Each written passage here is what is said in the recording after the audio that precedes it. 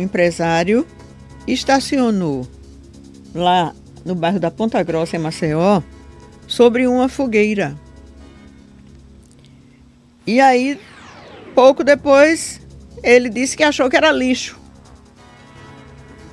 Gigantesca de lixo para uma fogueira, né? E aí, o carro começou a pegar fogo, enfim, e acabou provocando esse incêndio. Em questão de minutos, o carro dele foi totalmente consumido.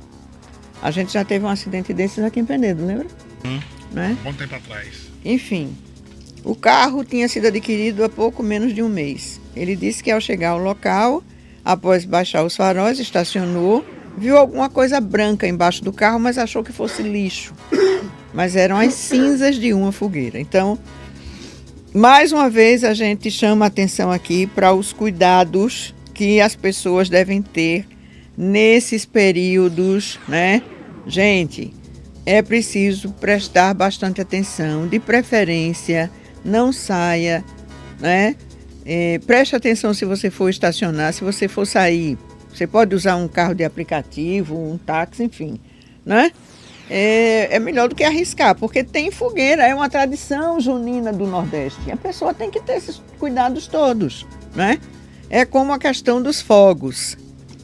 A unidade de tratamento de queimados do Hospital de Urgência de Sergipe, a gente não tem aqui ainda relatório dos hospitais de Alagoas, mas em Sergipe, na véspera de São João, né, até ontem, até às 6 horas da manhã de ontem, foram 7 pacientes que deram entrada, vítimas de queimaduras por conta dos fogos de artifício.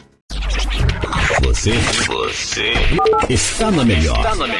97,3.